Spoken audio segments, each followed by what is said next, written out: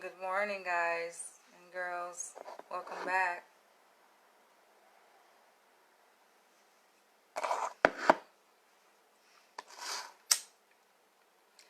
It just dawned on me that yesterday, right? It just dawned on me. It's Labor Day weekend. Not that it really matters to me, but 'cause I'm on vacation. So let's talk a little bit before I dive into part 3, which I believe is going to be the final installment of this little mini series on cuckolding in the UK. I received a message 3 o'clock in the morning this morning, around 3 o'clock this morning, right? I'm laying in bed, from a friend who was giving me a recap like on his weekend. He's a musician, successful musician, I would have to say, right? The word is success. And so he was following up with me regarding our earlier talk on the mandatory vaccinations and how to work around it. And I had asked him a couple days ago, is he going to get vaccinated? Because it seems like that's what it's coming down to. And then that's when he followed up with me yesterday in the middle of the night. And he tells me that he did some gigs. He had some gigs. But one of his gigs, which sounds like it could have been a pretty lucrative gig, performing at a wedding, right? We know weddings are a big deal, right? But he said he had to breach the contract for that particular gig because they were requiring proof of vaccination. He's not vaccinated, right? I'm like, damn. So I'm sensing that he's a bit discouraged.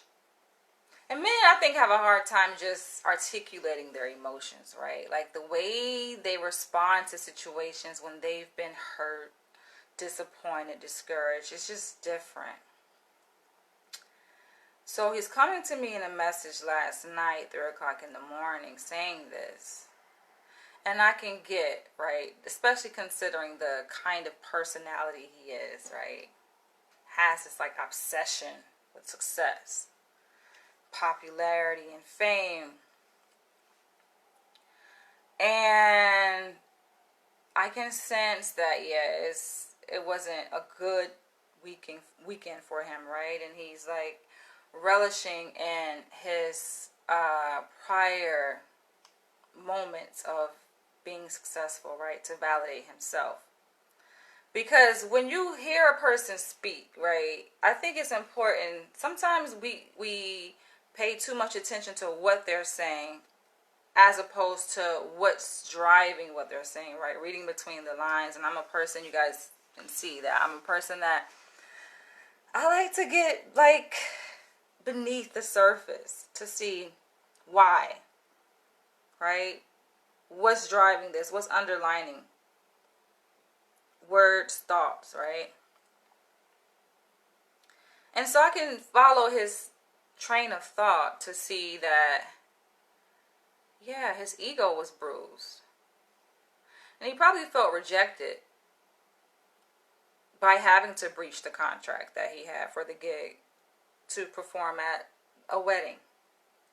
And he goes around the country performing. He goes internationally performing. And in my mind, I'm like, all right, big deal, but I get it's a paycheck, right? It's a form of payment that he lost out on because he couldn't provide proof of vaccination. But I'm like, big deal. He gets gigs like it's fucking leaves falling out off the tree, out the sky, right? It's like, in my mind, big deal. But for a person who has an obsession with hustling, bustling, success, money, fame, fortune, that one form of rejection is a big deal. And so from that, from him disclosing, giving me the recap on what happened and him losing out on that particular gig, he goes on to say that he wishes people knew who he was. He wished that if he were to walk into a room, people, or any room for that matter, people would know who he is. That he wished that he didn't need an introduction. Right? And I'm like, okay. Why does that matter? He was like, well, because he knows, I'm into psychology. And I practice psychology. He's like, well, Dr. Umar, because we talked about Dr. Umar before. He's like, yeah, does Dr. Umar, people like Dr. Umar Johnson, and he named some Canadian psychologists, right? I guess, who has a bit of reputation, but I didn't know the Canadian psychologist, the white guy. I didn't know the name. I didn't recognize the name when he said it. But he named those two names, and he's like, do they need an introduction? No, because everyone knows who they are. And I'm like, everyone does not know Dr. Umar Johnson. And y'all know I'm an avid supporter of him, right? I love me some Dr. Umar, but everybody does not know him. In fact, I just discovered Dr. Umar Johnson a couple years ago through the Hidden Colors documentary. Everyone does not know who he is. And when I mention his name to other people, some people just don't know. Even black people who are conscious, and they just don't know. Just because a lot of people know you doesn't mean everyone knows you, right? And why does that even matter, right? So I'm trying to get to the root of, like, his line of thinking. And he's like, yeah, they don't need an introduction. And I, went on to say that. And then he asked me, well, who are the top 3 bell ringers in psychology? And I knew right off the bat that he wasn't asking that question to find out who are the top 3 most popular or famous figures in psychology. That's not the reason why he asked that question. The reason why he asked that question is to pull me into this whirlwind.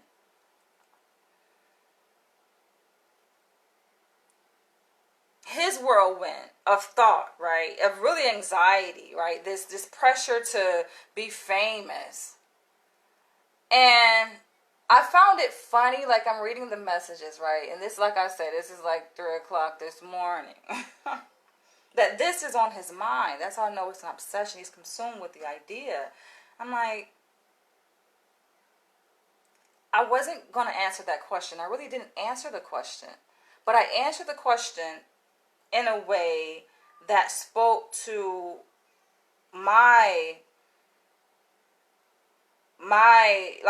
interest, right? That spoke to my frame of thought, which is much different apparently than his frame of thought, right?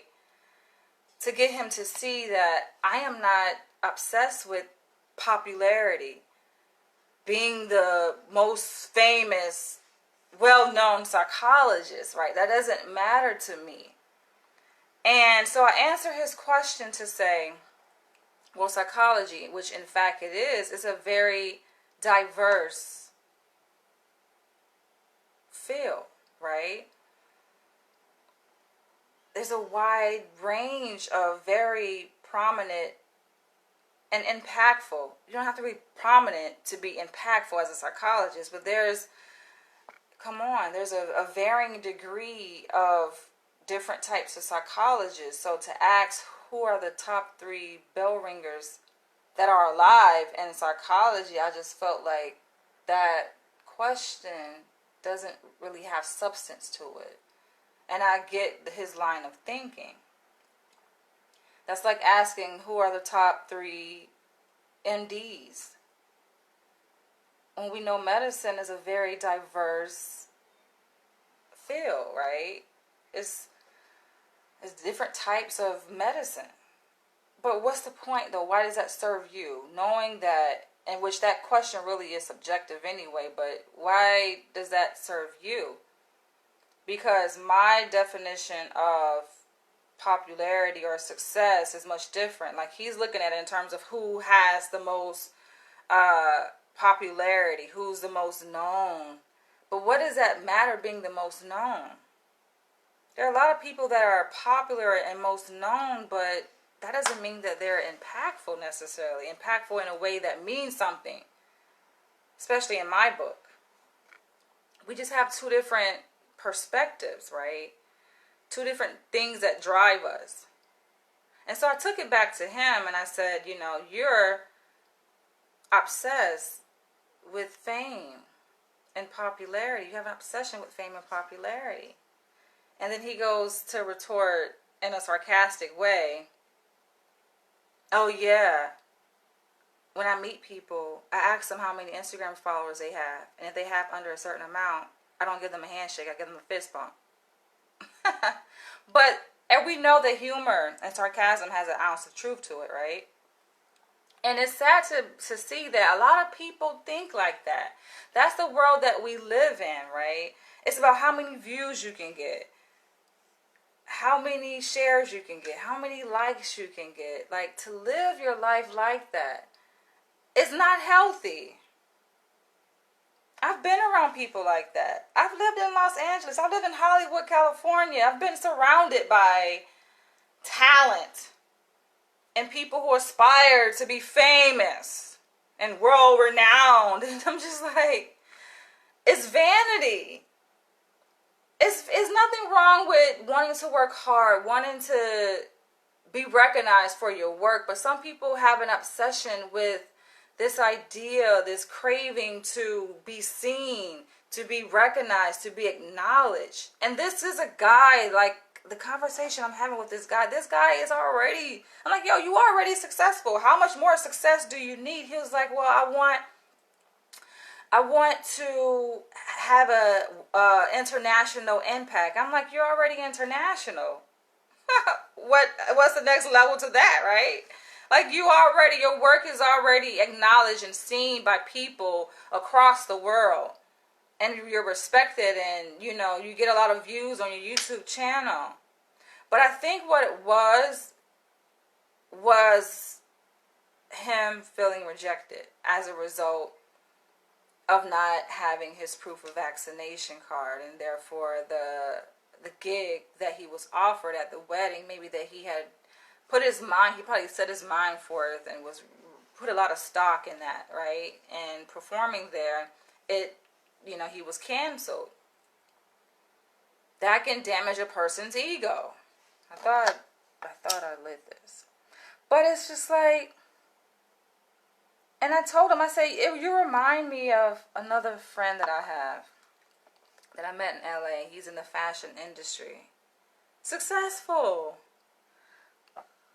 We used to hang out like often, yo. We used to hang out. I think I met him around Halloween 2019.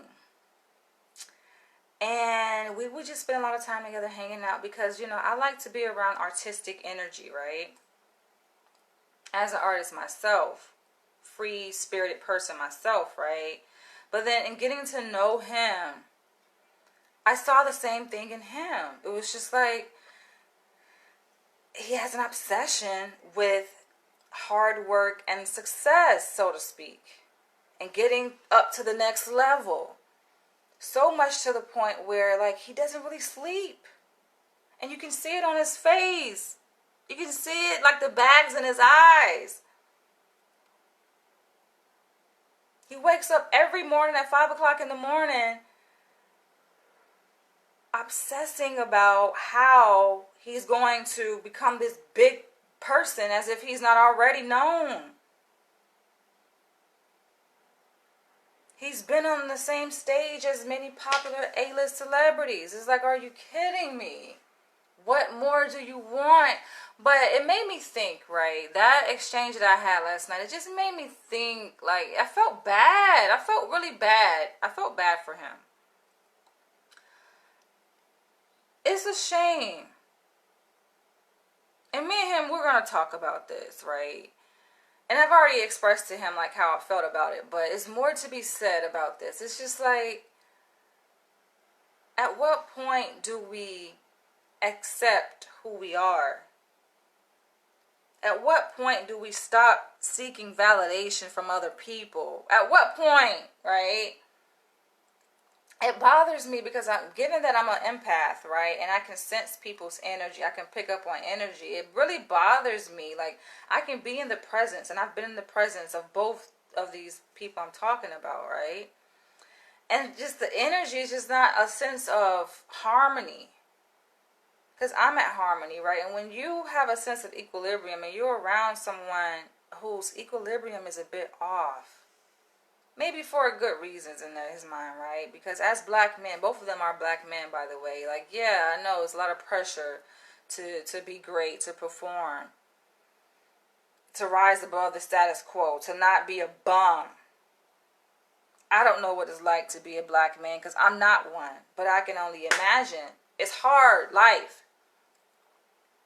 And they just try to go up and beyond. They work so hard. And it's just like, at what expense? At what cost? What is this costing you? Right? And I've been like, men like that, and not just men, but people like that. Because like I said, I've lived in Hollywood, California. I've been around successful people, right? People who aspire to just be so famous. And they're already famous, but it's like levels to it, right? Like, how high do you need to get? Up in the freaking clouds?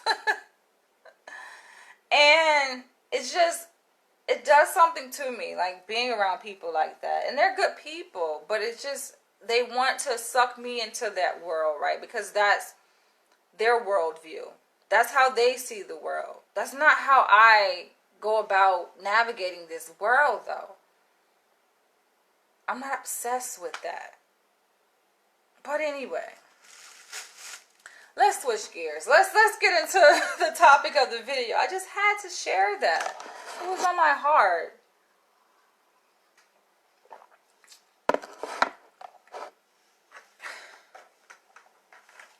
The same musician also asked me, like, a while ago, what's my end goal for my YouTube channel? And I knew the method to his madness just by him asking that. But I played along. I'm like, my goal is not to be famous, to be popular. And he's like, well, if you do want to get a lot of views, you can just let me know. I can help you with that. And I'm like, I know how. It's not a secret. It's no secret to success or fame or popularity. It's not no secret to it. Everyone knows how, and that's why you have so many people participating in these insidious challenges just for views. It's like, are you kidding me? I can't, I can't. I'm sorry. It's just not me. I can't, okay? Prosperity is different for me than it is for a person who is a slave to success. Because I'm definitely not a slave to success. That's a whole nother video topic, though. Anywho, so there's this 39-year-old white male who lives in the UK, in England. And he had come across my YouTube channel, saw some of my videos on cuckolding. He was drawn to it. And he expressed that to me in an email. He introduced himself and shared with me his desire to be a cuckold. But in my way of digging deeper, right, come to find out, it's not so much cuckolding that he wants. It's him having sexual engagement with another man, a well-endowed black man. Because I've addressed the real reason why men become cuckolds. And it's not so, they want their partner, the female partner, to be pleasured. I just want it for her. That's their ticket. That's a cover-up. it's a back door. And he admitted it's a back door for him just wanting to get fucked by a black man.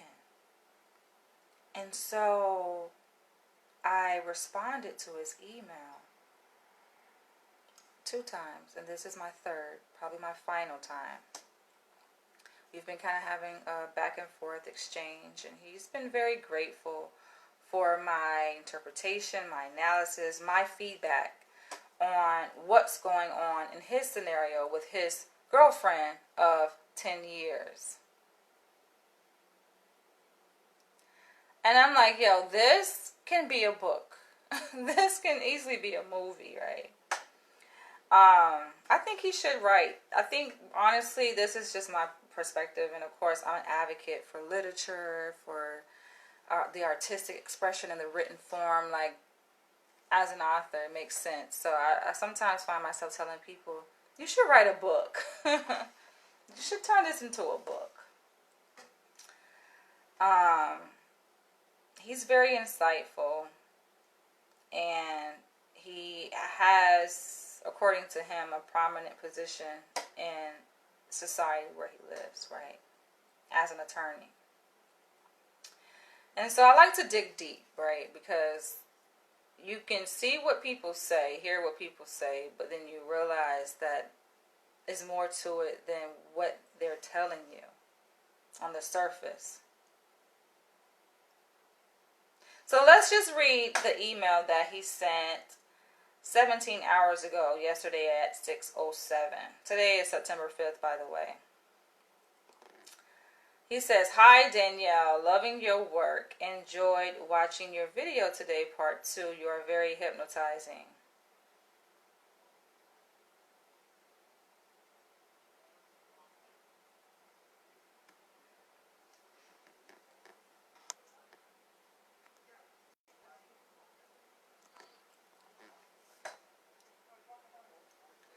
I really enjoy expressing my thoughts with you and having you respond. I am pleased that you enjoy this dialogue. Of course. Feels so weirdly pleasant, but also fascinating watching you discuss my emails. What's weird about it? You are very bright and articulate. I am viewing this as a personal development for myself. That's the whole goal. That's the goal. To get you to see deeper inside yourself. But also understanding how my behavior is interpreted by my girlfriend and impacting on my girlfriend. I'm a bit embarrassed that I haven't had full insight. A lot of times people are just self-consumed. Very self-consumed. Oh my gosh. It irks me sometimes when I come across guys who are just so self-consumed. They think that it's going to work. It just doesn't. I can't build a relationship with someone who is so self-consumed. Right? And you may be self-consumed for your own righteous reasons. But it just doesn't work with me. But anyway, going forward. I accept that I am dysfunctional. I experienced trauma growing up with domestic violence, where my dad would drink heavily and be violent towards my mom. Now, this is part 3. This video is part 3. The previous emails that he sent, initially he was talking about his desire to be a cuckold and how to get his girlfriend on board with it. Then it kind of evolved to him going a little bit deeper, talking about his relationship with his girlfriend. Freudian slip. I was about to say boyfriend. And, some issues that came about, right? And given that my approach to analyzing anything is psychodynamic, it's psychodynamic, like psychoanalysis is like a lifestyle, right? It's a therapeutic and theoretical approach to conceptualizing human behavior, but for me it's a lifestyle, it's just how I interpret things in the world, and not just me, but other people too. It's a way of contextualizing human behavior. And so I think it was my last video where I wanted to dig a bit deep, and I acknowledge the fact that our behavior, who we are as adults, stems from how we were raised as children.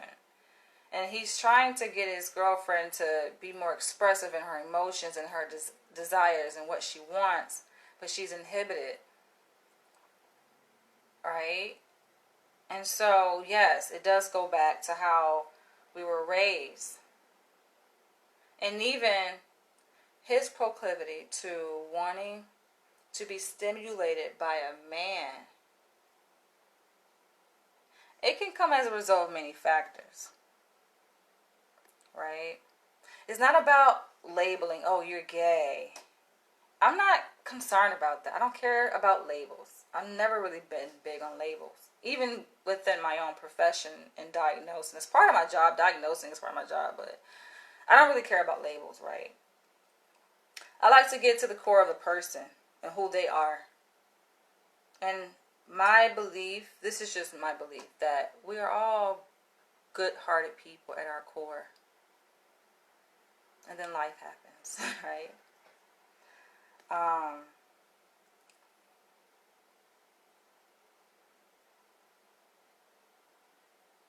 So I think I was saying it's helpful for him to kind of dig deeper. And I said this with anyone too, right? Like, it's important to know why you do what you do. Not to question or assume that what you do is a bad thing. It's not about labeling good or bad. It's about understanding yourself. It's freeing to know who you are, to know what drives you, right? So that's where I'm coming from with this. A lot of people have gotten defensive. I think even this person who commented on my live video as I'm making it right now, like, men get defensive. And I got another comment on a video from someone. I'm assuming he's a white male, but he's getting defensive to say, oh no, that's not why. That's not the reason why I'm drawn to cuckold, or men are drawn to cuckold. People are drawn to things for many different reasons, right? If the shoe fits, wear it. If it doesn't, okay, right? But when he left that comment on my video yesterday, he's like, oh, no, he's denying it. That's not the reason why I'm drawn to cuckold. It's because I want to bring something. I have a willingness to share, to offer something that you deserve. And I'm like, who is this person? That I deserve, or you're saying you in a general context, right?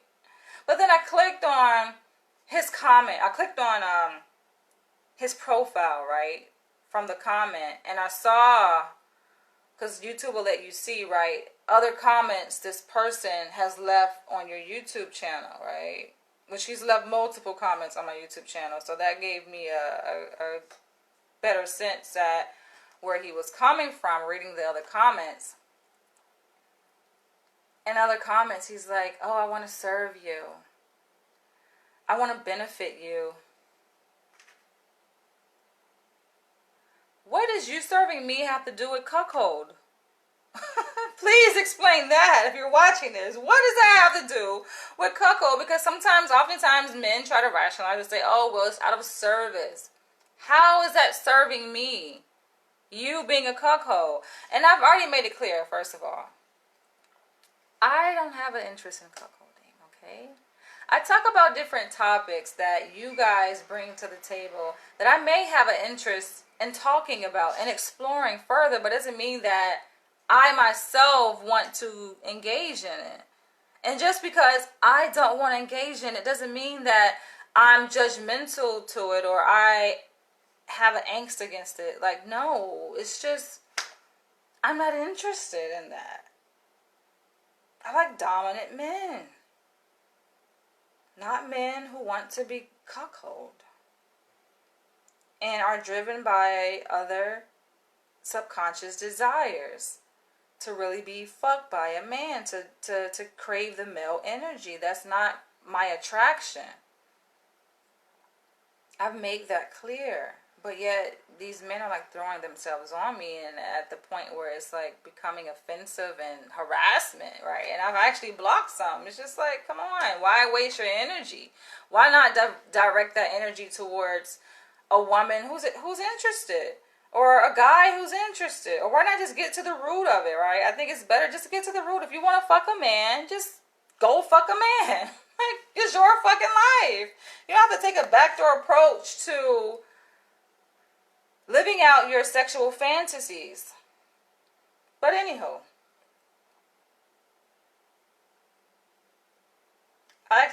he says, I accept that I am dysfunctional. I experienced trauma growing up with domestic violence, where my dad would drink heavily and be violent towards my mom.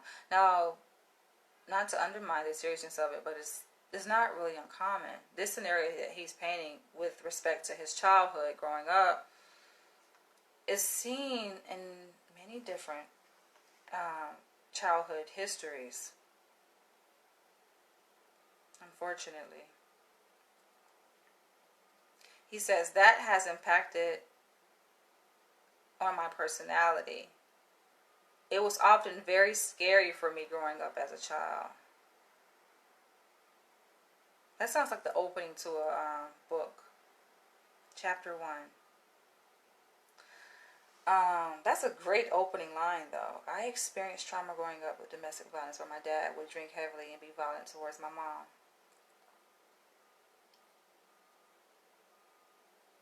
But you know what? He's sharing his story anonymously, right?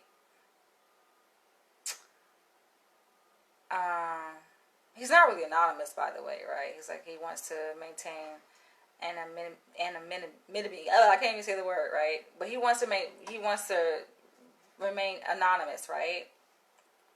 And I get it, right? I understand that he wants to protect his identity, his reputation. Who wouldn't? Like, you're not anonymous, but you'll remain, confidential. Your information will remain confidential. And him doing this way, it's like he's able to have a discourse. He's able to kind of get a different perspective.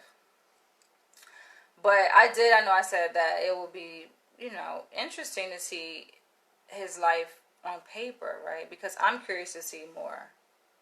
And I have to add, though, as a precaution, that maybe not. Because writing an autobiography can be tricky, right? It's like you want to share, right? You want to share your experience to be able to connect with other people who can relate, to inspire, to teach, which I'm thankful, and other people are thankful that he is sharing his life so that we can learn and identify with his situation. But then the caveat to that is that if you haven't quite yet dealt with your stuff, right, and then you're going public with it by publishing it in a book,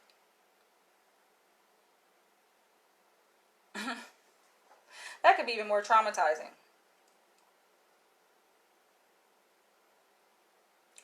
So, considering like his trauma history,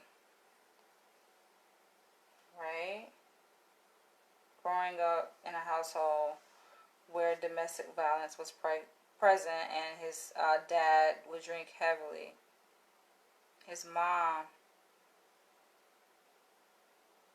became like, she suffered from this, right? One would wonder, it makes me wonder,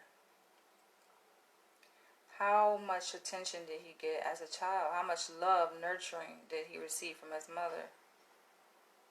How much guidance did he receive from his father? What was his relationship like? To make this statement, right, a factual statement, to say this is what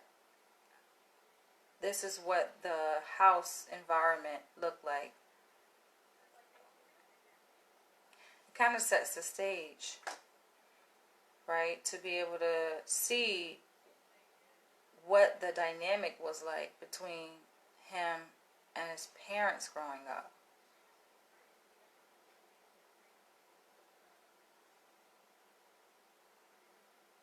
He mentioned it was very scary, though. And that's most likely where his anxiety comes from, because he goes on to talk about the anxiety that he suffers from. Now, granted, anxiety is very common. Many of us suffer from anxiety. We all have anxiety, right? It's just how it's managed, how we tend to manage it. Some more severe than others. But we all have anxiety. It's a natural process, psychobiological process, natural response to stress. That's anxiety. But going back to the dynamic between his mom, himself and his mom, himself and his father, it makes you wonder, what was that relationship like? Sounds like he could have missed certain developmental milestones, important, trivial developmental milestones that were arrested developmentally because his parents weren't emotionally available to him, psychologically available to him, especially his father and his mother too, because his mother suffered from it, right? Both suffer, both are in it. No one, I think, when it comes to domestic violence and when drugs are involved, and alcohol is a drug, it's like no one really is a culprit necessarily. I would say both are the victims, unfortunately, of this tragedy. Both were suffering. People like to look at the abuser as a culprit and point fingers and look bad upon, let's say, his father. But his father was suffering just as much as his mother was suffering from this. His dad lacking the ability to cope healthy with the stress of his environment. And that's something oftentimes, like, we don't really get to pay tribute to the context I feel like our parents grew up in. We all, every generation, of course, would try to say, like, oh, we've been through this. Back in my day, it was like this, and y'all just don't know. Y'all got it easy, but who really has it easy? It's like every generation is struggling. Every generation has its trials and tribulations of its own. And I'm sure his father's generation growing up had its trials and tribulations. People turn to many different sources to cope. And it gets out of hand. Developing these maladaptive coping mechanisms such as smoking or drinking.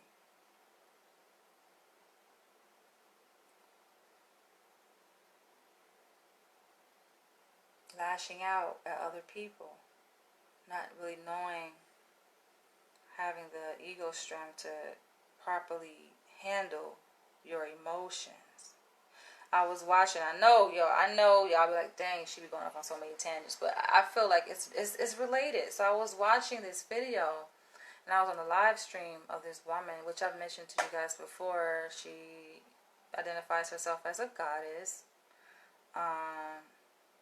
reincarnated from an Egyptian god. She does like spell work, and she has this belief that emotions aren't real. They are a form of programming, right? She's kind of like detached herself from emotions, the ability to feel. And that may serve a purpose up to a certain point, right? Like, oh, I'm a rational person. I only operate within logic and reason. I separate myself from my emotions to not feel the negative emotions because they can get me in trouble. This is her line of thinking. That may work up until a certain point. And then she encounters an interaction where her adult daughter came to visit. That and having interaction with men, right? People. These interactions will trigger certain emotions. And I remember she was doing another live and she was out at Walmart, I think, looking for a vacuum cleaner. And she was struggling on which one should she get. And she had spent like 30 minutes in the store trying to compare which vacuum cleaner to get, right? And so I suggested, maybe a sales associate can assist you with that. Because they usually know the products pretty well. And they can tell you, okay, this one has this benefit, this one lacks this one does this one doesn't, right? They can tell you. They're more familiar with the products. That's the reason why they were hired, right? And trained in that department to assist the customer. And so she's like, no, I don't like talking to people, right? So that's like the drawback. The advantage to believing that you are God is reincarnated is like, okay, you're setting yourself apart from the rest of the world. But in that setting yourself apart, it's difficult for you to be able to identify and relate to people, right? It's a catch-22, and you suffer from that. And being able to relate to people also means being able to identify your own emotions, to own those emotions in response to interactions that you have, social interactions, and that's what she's struggling with, right? And so she feels sad. And I'm like, to me, it's saddening me, right, that she's grappling with the ability to be able to handle her emotions. A lot of people struggle with that. They don't know what to do with what they feel on the inside. First, I think her biggest problem is denying that she has emotions, not understanding her emotions in a healthy way. She views emotions as getting her in trouble. Emotions get you in trouble, so just disown them. Detach yourself from them. But no, you have to know what these emotions are. When you feel a certain impulse, a certain signal is going off in your body that you feel, being able to identify that. It's not a threat. It's not harmful to identify, to own it. And then to know what to do with it. How can you know what to do with emotions if you don't own them, right?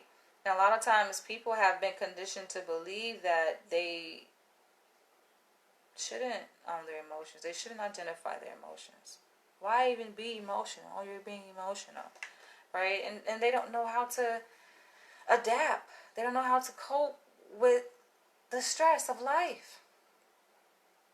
Emotions are good. They're on your side. They're not your enemy.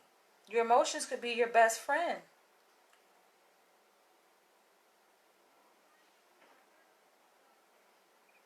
So for him, like having that type of estranged relationship with his mom, with his dad, I don't know if his parents are still alive. It would be good, maybe, if they are still alive, because a thought came across my mind that, we're going to continue reading what he says, because we're maybe like halfway through his email, right? Oh no, we're not halfway. We're like probably 15% through, 15% the way through his email. But adult people, right?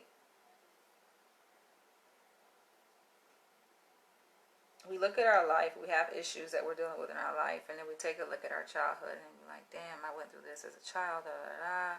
And sometimes we don't get to like reconcile with our parents, get closure like with our parents based on the way they raised us, how they treated us or mistreated us, right?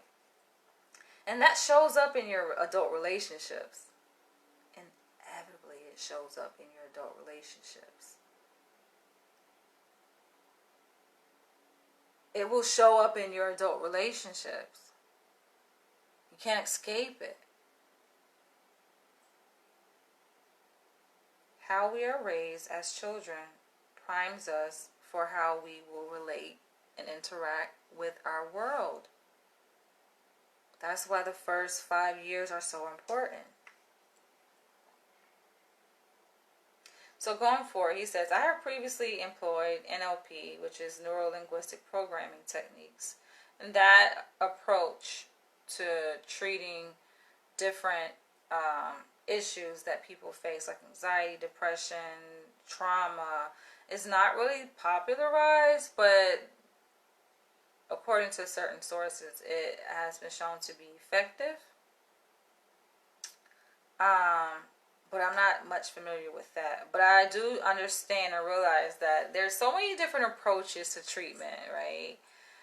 And what you find when you study different approaches is that there's a lot of overlap, a lot of similarities. It seems like a lot of plagiarism. It's like, wait a minute, that sounds much like this.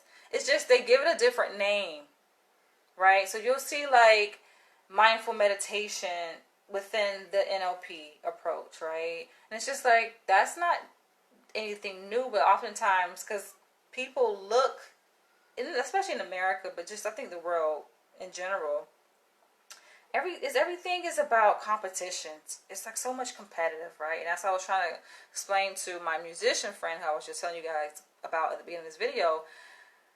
I don't look at psychology. Psychology is not a competition. He's like, who are the top 3 bell ringers? Like, why does that matter?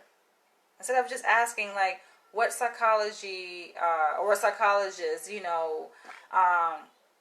is good at certain, techniques, or good at this or good at that, or helpful with this information, like, to be the top 3, right? To be the, like, I think everyone is like in a quest to be the best, right? And it happens within every field, especially psychology. That's where so many schisms in psychology. Started with Freud, and then people don't like what he says or his lifestyle and what he did, and so they go out and they branch off and develop like their own. But it's like, you can tell it's highly influenced by Freud and psychology, but they give it a different name. And yeah, so, and now we have CBT, which is more modernized approach to interventions, right? It's a modernized type of intervention approach to treating different psychological, illnesses.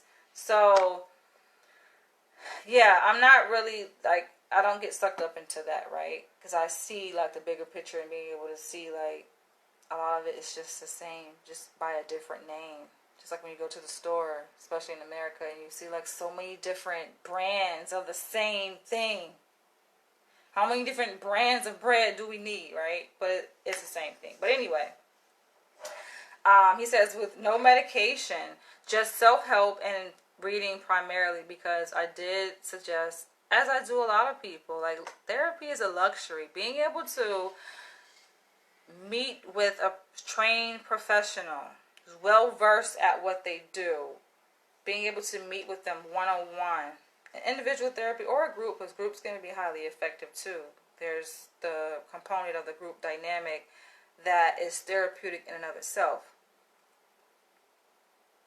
That, I think, has more weight, but sometimes people shy away from going to see a therapist in person, right? And there are certain demographic group that are more resistant to, or more reluctant to go to therapy, to receive treatment, i.e. men, i.e. African Americans, right? Out of distrust oftentimes, and just for men, it's like their ego. Their ego.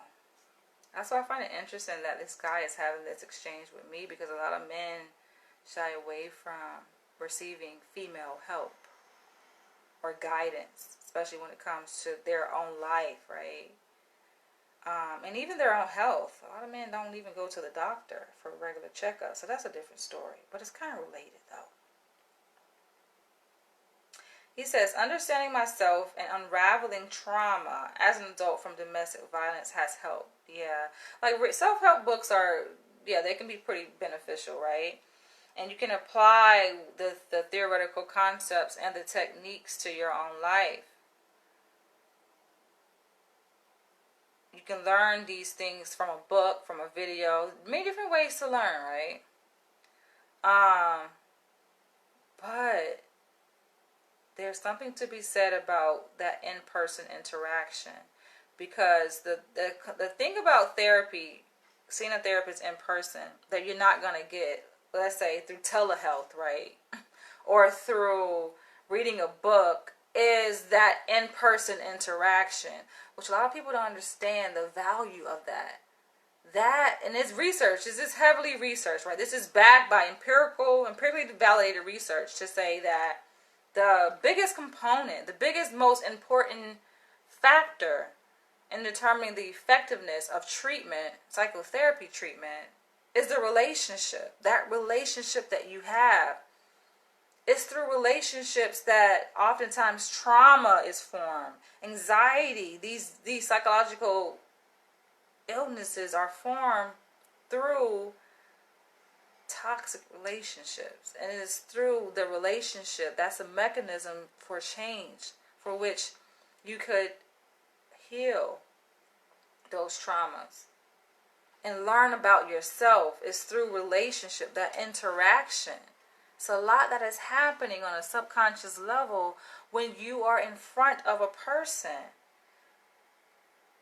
There are a lot of signals that are being transmitted between people who are in person, who are in front of each other, in the same room. It's very dynamic. It's a dynamic process that is at play. And you can feel it when you're in the room with a really good analyst.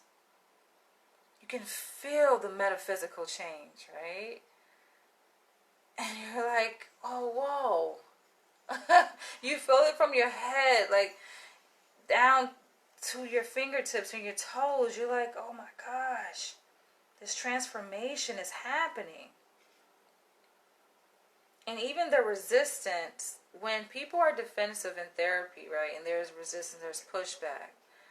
And that manifests itself in many different ways. Oftentimes people are silent. But even through the silence, right, well, I don't want to talk, they don't want to talk, they just sit there. Like, there's something happening within them. The mind is constantly at work, right? So, it's amazing. Therapy is fascinating. The hardest part, I think, is just getting a good therapist, analyst, psychologist. Finding a good one. It's like finding a mate. But when you found one, a lot of people hold on to their therapist for many years. It's priceless. That personal development saw me excel professionally and use the anxiety to fuel my focus and channel my energies for a career. Right.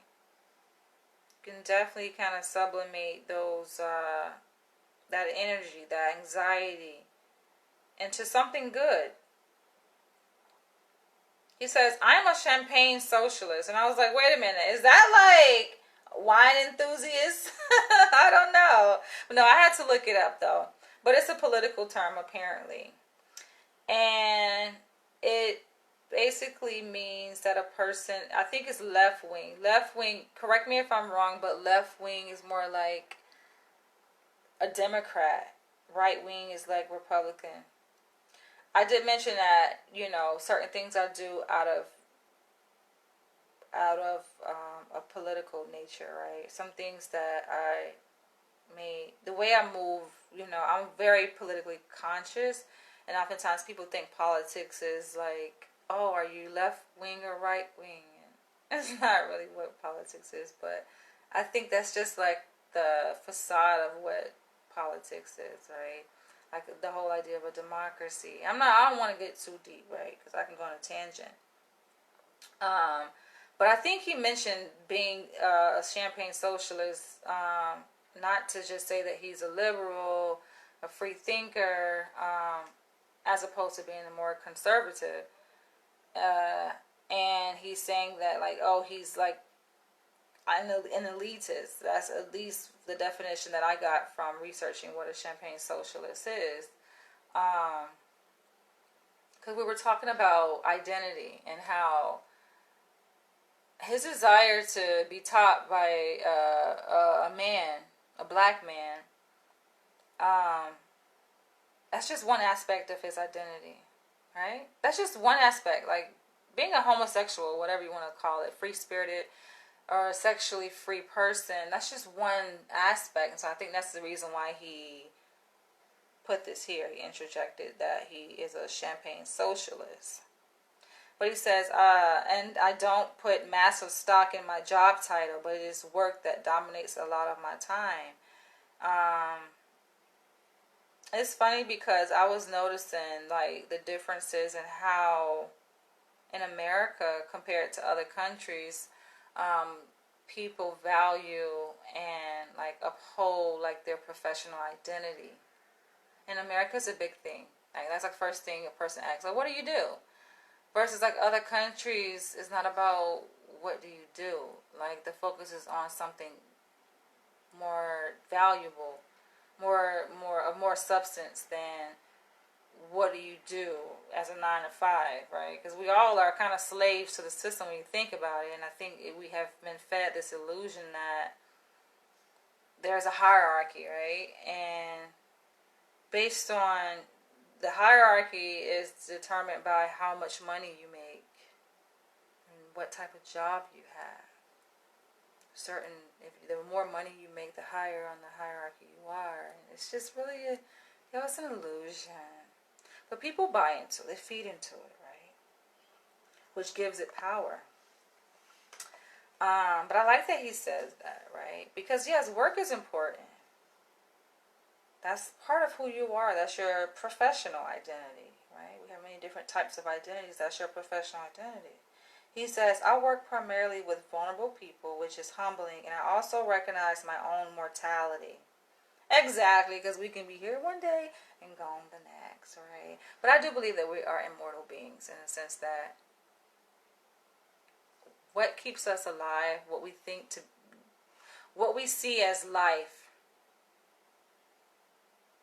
on a physical level, right, biological level, the blood circulating through our body is keeping us alive. Breath, but you ask yourself, what is breath, right? And people say, okay, oxygen. But what, because that's an autonomic process. Breathing is autonomic. What is controlling, right? What is giving you the ability to breathe? What makes you breathe? Has anyone ever asked themselves, like, what? These are things that I fascinate myself with as a child, to the point where I was a bit OCD with it, right? And I was thinking too much about my breathing to the point where I would hyperventilate. And I had to go to the doctor, and they would run tests on me, and like, there's nothing wrong with her, right? She just is thinking about the wrong thing. She needs to enjoy being a child and not be thinking about her heartbeat and what makes her breathe. But it's just, I think, a way of thinking deeply about life. To see that our heart beats, right? To see that we're breathing air not consciously. And even when we fall asleep at night, this process is happening. Who or what is controlling that process of us breathing? Is it a program? Is it a greater power in the universe? And so, in my belief, it's just that thing that is keeping us alive, that we aren't in control over. We're not in control of our breathing. It's just a process that happens even when we're asleep, not conscious and aware. It's keeping us alive. That thing is just going to be ever present, and we will still continue to exist even after we've taken our last breath, so to speak. As we transition, life doesn't end. Life is life. Life is eternal. But anyway, The phrase, the clothes don't make the man, comes to mind. Right. The man make the clothes. Right. He's talking about his profession as an attorney. Sometimes, though, people, and it kind of goes along with what I was saying at the beginning of this video, right? Like, these trinkets that we're given, materialistic things, right? And we work hard and we get money, and the money affords us the ability to be able to buy things that have been assigned a certain degree of value, and it begins to change us. It begins to make us who we are, and that really is an illusion, right? Because you are being shaped. Your perception of who you are is influenced by what you wear, where you work, how much money you have, how many views you have, how many likes and shares you have. Like, that to me is vanity. If you can't sit down and think, right? Because I'm a thinker. People claim to be thinkers. But are you really a thinker? Or are you just being controlled, conditioned, brainwashed? How much control do you have? How much agency do you have over your own thoughts? Or are you just operating out of a program, which I can tell many people are. That's what disturbs me, though, when I interact with those kind of people like that, as I was talking about at the beginning of this video, because you can tell that they are just bots. They sound like bots. They're slaves to success, slaves to likes and views, and can we just get back to humanity? Or even the supernatural, for that matter.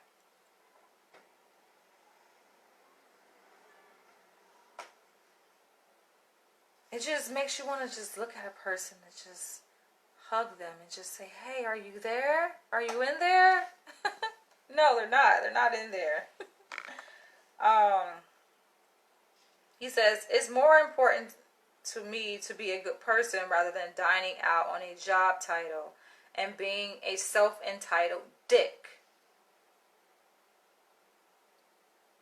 Is it? Or is that what you're telling yourself? Because you now have come to an awareness that that's who you were before. And that you realize, you know, when you actually like turn the mirror, right? You look at yourself in the mirror. We're going to look at yourself. And your eyes are beginning to open. You begin to see things for what they really are. And do away with what things were. And sometimes, you know, through this awareness, you begin to reframe your life as such that shows that you have come to an awareness. He says, with your feedback, I understand that there is more to being a good person than simply working hard for people professionally. I'm failing at home and failing my girlfriend. Yeah. Because there are many different spheres of your life, right? Work is just one part. But it's just what you choose to do. People, like, we have the ability to live our life and do what we want to do. But are you happy, though? And we think sometimes certain things will make us happy, right? And I know I talked about sexual freedom, sexual liberation, just being a free spirit. And if you're driven to have sex with a man, have sex with a man. You're driven to do this, do that, right? But I also have to say, right, because we know there are many different ways of looking at a thing. And I have to also say that it's helpful to ask yourself why. Which I've said this before. Like, understand what is driving you. What is really driving you to want to do that? Not to say that your questioning of that drive is a bad thing. But that's what we're going to get into here in this video, in the latter part of this video. Because I have a theory on it. That may be shocking to a lot of you guys. And I know it's not easily digestible. You're like, no, it's not true. Knee-jerk reaction for people who are like, no, it's not true. I disagree. But part of communication, effective communication, is taking the time to look at things from a different perspective. Not being so quick to say something is right or wrong. But saying, wait a minute. That's how you broaden your perspective. That's how you become wise, really. All right.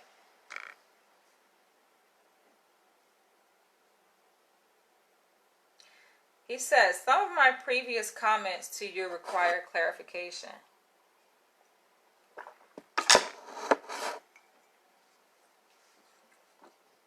I have some trust issues, which probably fueled my sleeping around. I'm insecure. Period. One line, period.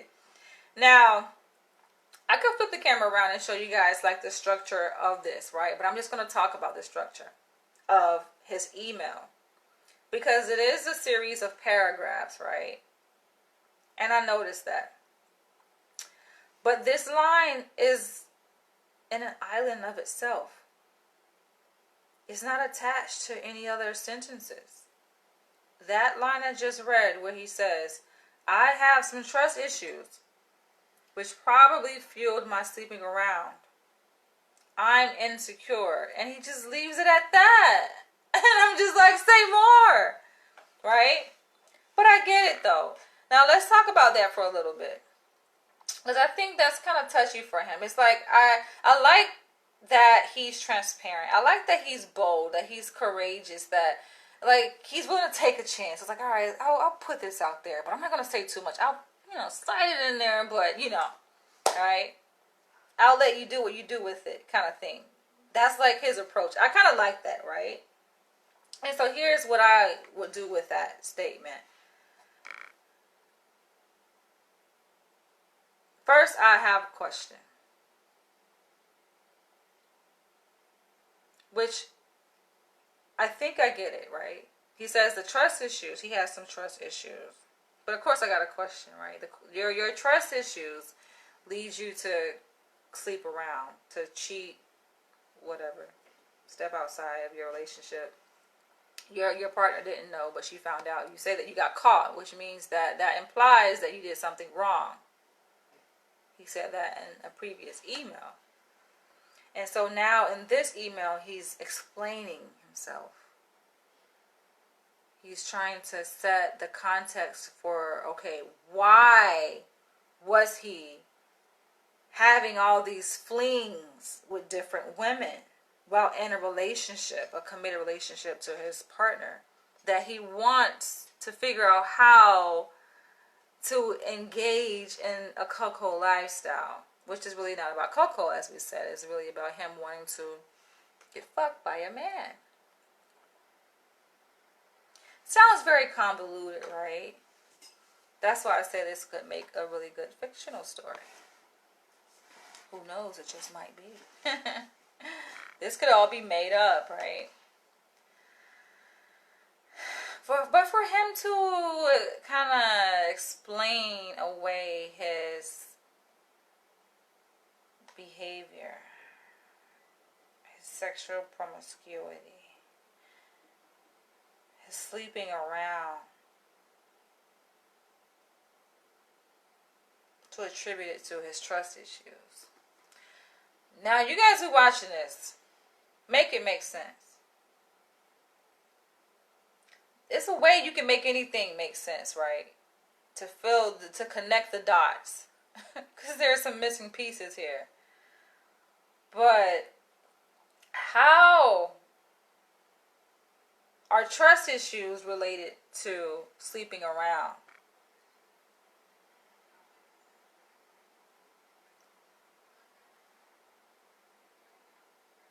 You have trust issues, so you sleep around. What created those trust issues? What fueled those trust issues? The trust issues you're saying has fueled your sleeping around.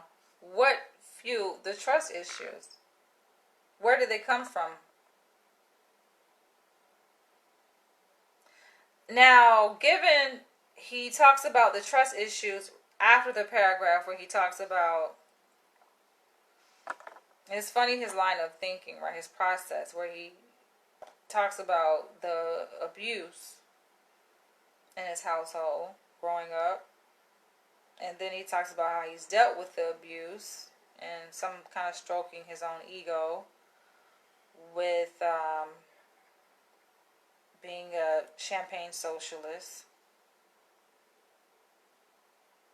This is his process. This is line of thought, right? His train of thought. Talking about the abuse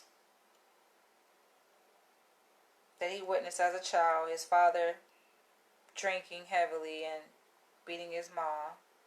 And then he talks about how he has kind of treated himself through self-help books. Now, he doesn't really put much stock in his job title, though he's an attorney,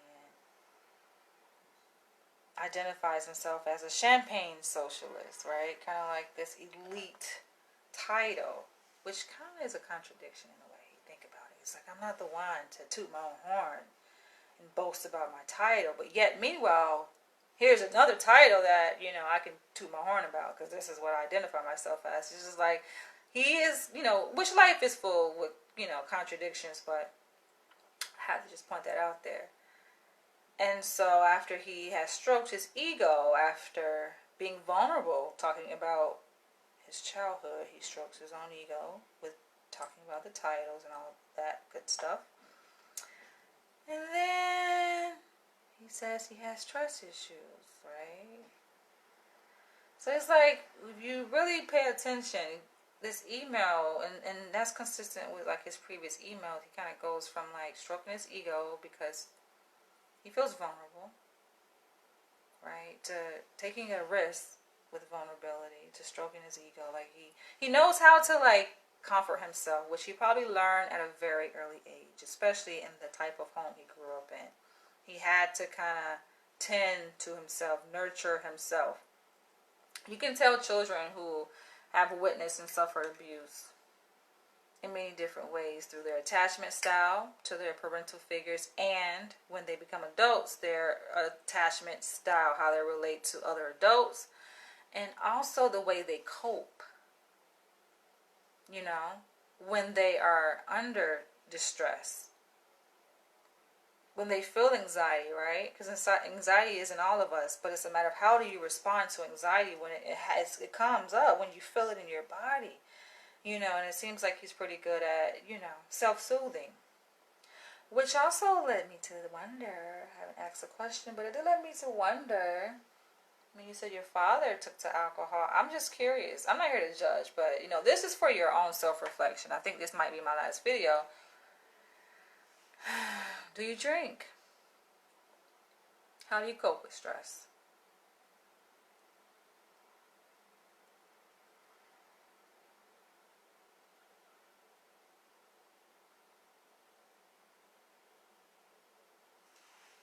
Do you self-medicate? He mentions reading self-help books. He had to indicate no medication. All right. No prescription medication, let's say. All right, let's go on.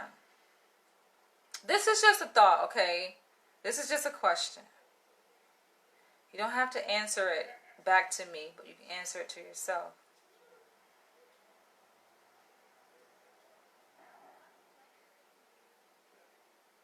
You said, I'm insecure. That's a lot. It's only 2 words. I'm insecure, right? Period. And then he goes on to talking about his girlfriend and how they met, right? Which I'm going to read. But just for him to admit, okay, I'm insecure. That's a major step of self-disclosure and of self-awareness. That's pretty big. To admit that you are insecure and to know what does that mean to be insecure. And I kind of picked up on that when you were talking about how you ended you say, I effectively ended their relationship, right? And it's just like, okay.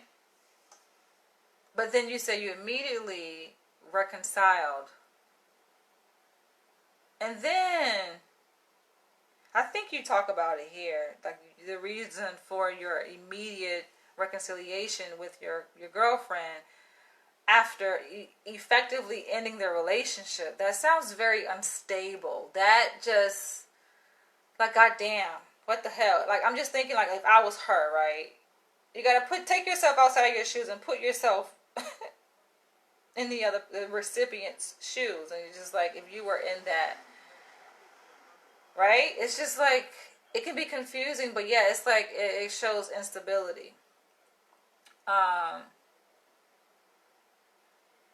That can be very problematic in relationships. Just the instability of emotion and behavior.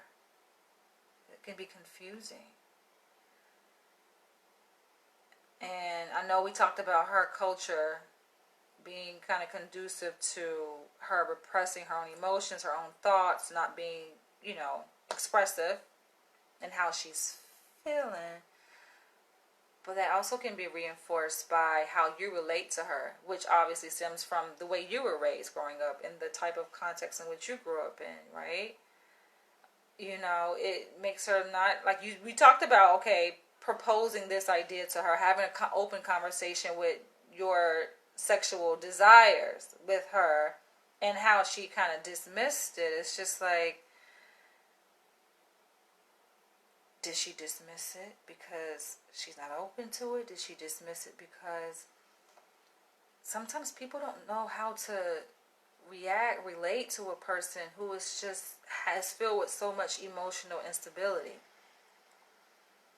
They're afraid. They're like, wait a minute, I'm doing this out of my own protection because you are clearly emotionally unstable.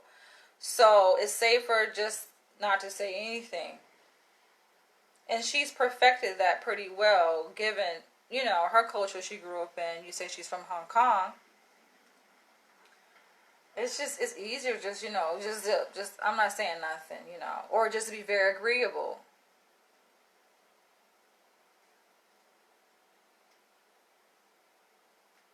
You said, I'm insecure. Going back to that, I'm insecure. Yeah.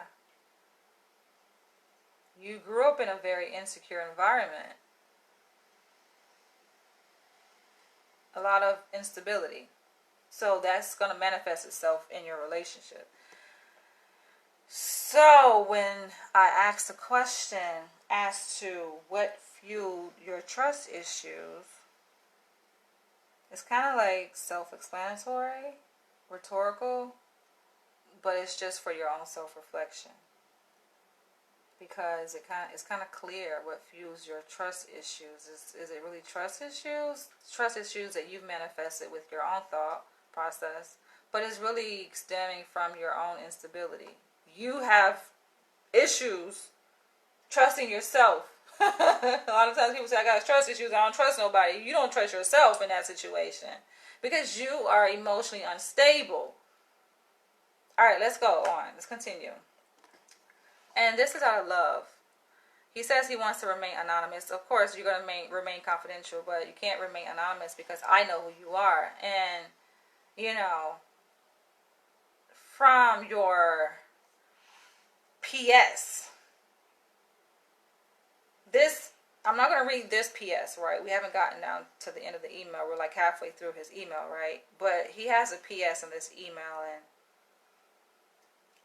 the way, some things he said in the PS, yeah, it sparked my curiosity. So I Googled him because he says, yeah, that is my name, by the way. And I'm like, for him to go on to the extent to say, oh, this is who I am. I wasn't curious to know really who you were, but now, like, you're making me, okay, like, kind of curious. And so, yeah, I Googled him yesterday after reading this email, and I'm like, okay, he's attractive. Physically attractive, anyway. Yeah, he's handsome. He looks like a sweet soul. Alright. So he says, when I first met my girlfriend, I didn't commit to her fully. And it was very casual for me. It was very safe for you to do it in a casual way, right? To not fully commit. Sometimes we do things, we don't even know why we're doing it. Like, we move a certain way. Like, oh, I'm not really going to commit. We don't really know why, though. Why are you reluctant to commit? Why are you afraid of commitment? Um, he says, I own my own flat, which is an apartment, right? Um, at the time, and she drove the relationship and showed me love. She pursued me. I know that made you feel so great, so valued, which isn't necessarily conventional Asian women, right? It's like different than what you expect from an Asian woman. When we speak about usual stereotypical traits, right? Lots of Christmas presents and made such an effort for me with trips away. She moved to a flat nearby me and then soon after moved into my flat.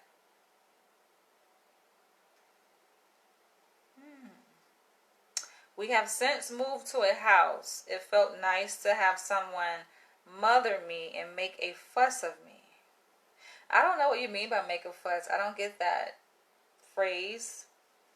Sounds like a British phrase. I don't get that, but I can make assumptions. Like she was head over heels essentially about you, right? Like this is the beginning. You're talking about when you first met your girlfriend. So this is the beginning of your relationship, as is with most relationships. The honeymoon phase, as they call it, right? It's all peaches and cream.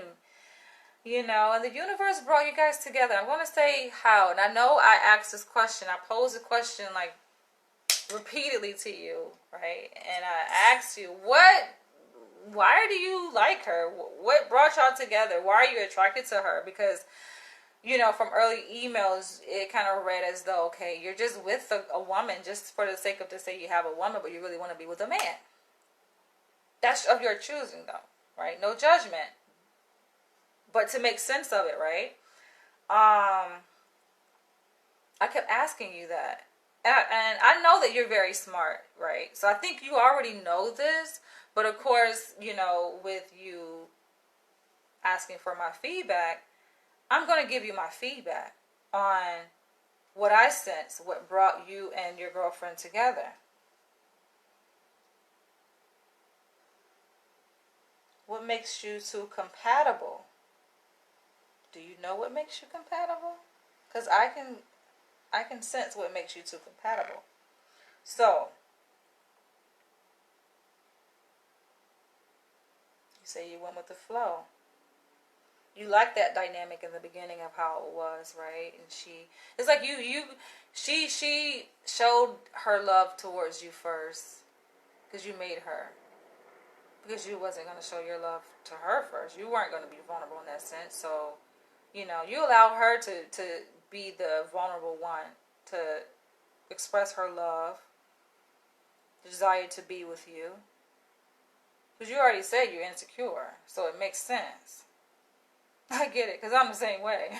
It's like, I'm making a guy show that he wants me more than I want him. But she demonstrated that. And you reminisce on those good old times, right? I did ask you what happened, because you said that you don't have a desire to penetrate her sexually anymore. And I'm like, what happened? Y'all together for 10 years. What the fuck? I know it wasn't always like this. What the hell happened? You did mention that, of course. You cheated several times. Like, what's going on, right? And I said this before, I know it can be kind of like feel threatening, scary for a person to like read you or like see into your life, your situation. It ain't that deep, right? It ain't that deep. We're just humans. Like, we are each other's reflection. So if a person is in tune with himself, which I'm very much in tune with who I am as a human being, an earthly being, then it makes it easier for me to be able to see into other people's lives and understand other people.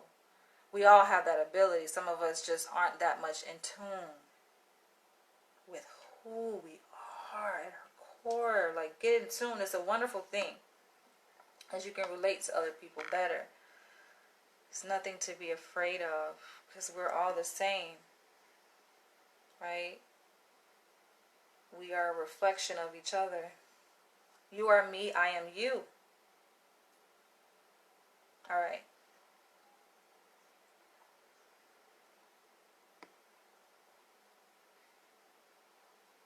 He says, I commented that I previously ended the relationship with my girlfriend. That was about 2 years ago. So this is a 10-year relationship. Like 8 years in, you say that you ended it, effectively ended it, whatever. It isn't something I do frequently, and it isn't a power trip on my part. All right, I just feel like, I don't know. Throw my hands up. All right. All right. He has to explain, right? Because he says, like, listen, I want to clarify some things, right? I want to show you this is my perspective on it. Because I already gave my perspective. So he's responding to analyses that I made in part 2, right? This email that I'm reading here in part 3 is a response to my analysis and what the video that I made in part 2. Okay? And he saw it, and he's very grateful of my time and my analysis and all that good stuff, right? But it's like, everyone has to tell their story. No one can tell your story, I guess, better than you can tell your story, because it's your perspective, right?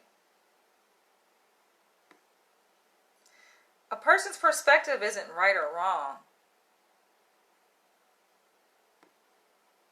But if you had to choose if it was right or wrong, it's right. Because it's their perspective. Right? There's different ways to look at a thing. And so he's giving his perspective because I gave my perspective, which he maybe didn't quite agree with altogether. Maybe parts of my perspective he agreed with. But then he's like, wait a minute. Like, let me tell it how I see it happening. This is through my lens, which is very telling, right? When I work with people, I'm more concerned about their perspective. I made it clear, this is not therapy. It may feel like therapy, but this is not therapy. I'm not doing therapy with him. We're having a discussion, and I'm critiquing things that he's saying to me in email, right?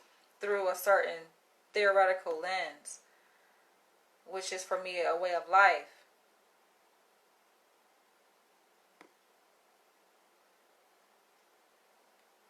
But how I am in therapy is a bit different.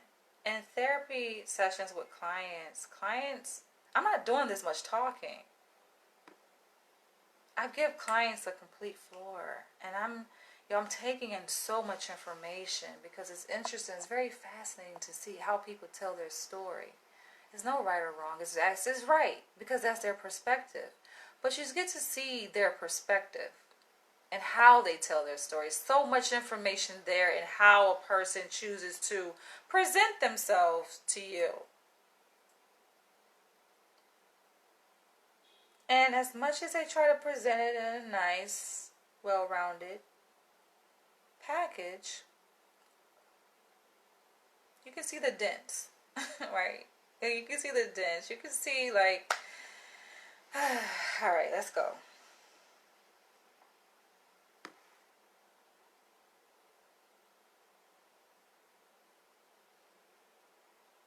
I simply had enough of the relationship after a series of disputes. He's so, like, I feel like he's very calculated in his words, which feeds into his, role as an attorney. Okay. I had simply had enough of the relationship after a series of disputes and just wanted something better. Alright. There's nothing wrong with what you did. I mean, you did what you did, right? You don't have to explain or justify it. But he's giving a justification for it. He says she reacted very emotionally. This is his perspective. She reacted very emotionally. It triggered her, and she was sobbing about being abandoned by me and her parents. It's like you kind of triggered a cathartic reaction, which probably is what you wanted. It was kind of reassuring for you, right? And it's not in a bad way. I have to be clear.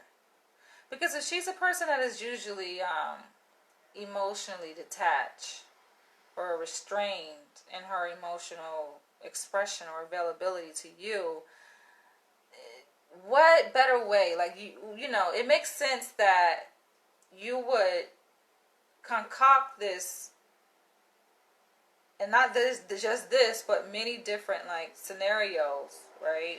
Where you elicit a certain kind of visceral response out of her. Because who wants to date a freaking statue? You know what I'm saying? Like, we date people because people, we interact. They're dynamic. And if you're just mute, and she's not giving you anything, any emotion, and especially given the environment in which you grew up in, there was, I'm pretty sure, a lot of emotion there. Not good or bad. We're just talking about things, right? Because sometimes our mind can go into this train of thought of labeling. It's just automatic. We've been conditioned to label things good or bad. And that takes away from being able to understand and get to the root of things. And so that's why I keep saying that it's not about it being good or bad, because I know that is a person's thought process when they hear certain words, because certain words have connotations attached to them, such as homosexuality, for example. We already talked about that and how you don't want to be associated with being a homosexual. It's the labels, right? I get it. But it's good to go and to see what is it that, like, her reaction, right? This, like, emotional reaction. You're saying, okay, let me continue reading, right? Then I'll say what I have to say. You said, it triggered her, and she was sobbing about being abandoned by me and her parents, the world etc. Because you're saying that this is what happened after you, 2 years ago, effectively ended the relationship where you're a female partner.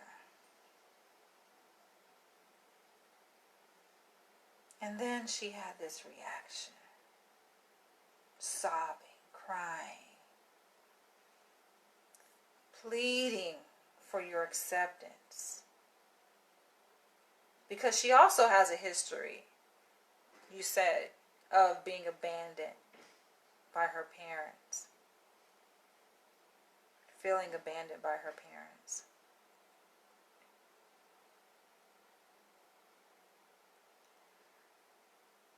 So, a little while ago, I asked you, do you know why you are attracted to her? What brought you two souls together, right? The universe has a way of bringing people together, energies together. But there's a reason behind it, right? It's not just like coincidental happenstance. No, there's a reason why you and her, you've been together 10 years. There's a reason why y'all bonded.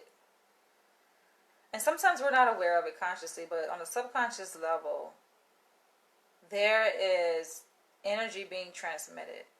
And the nature of her, the spirit within her, is communicating and picking up on the spirit within you, right? And this is what kind of creates like that, that love bond, like this connection that you guys, like the Hollywood connection that you see like portrayed in Hollywood, and you just see like it's not no language being spoken necessarily, no words, right? It's just all this is happening like on a kind of metaphysical level, right? It's communication that is happening without words that happen between you and her. And we don't realize that this is, like I said, subconscious, because we don't realize that our subconscious sees things in a person that we don't see with our conscious mind, and vice versa. So what is the commonality? If you're saying, now granted what you're saying is true, her feeling abandoned by her parents growing up, don't you share in that abandonment? Given the context of growing up in a household where your father took to alcohol to cope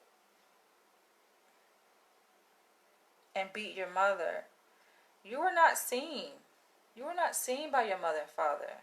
At many times you were not seen.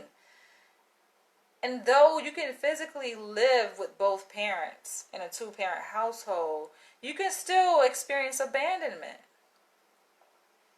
There's such thing as neglect. All different types of neglect. Emotional neglect, parental neglect. And you said she experienced the same thing. So y'all resonate with each other on that level of abandonment, because you both share in your degree of emotional detachment.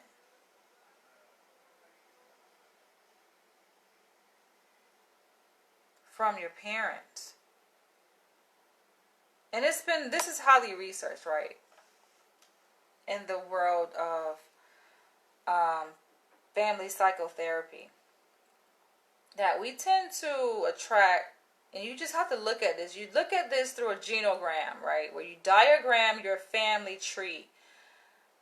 But it's not just names and drawing circles and pictures. It's more to it than that. A genogram looks at the relationship types between family members on that tree, right? What type of attachment, what type of emotional attachment do you have with certain family members? And you'll see patterns. Yo.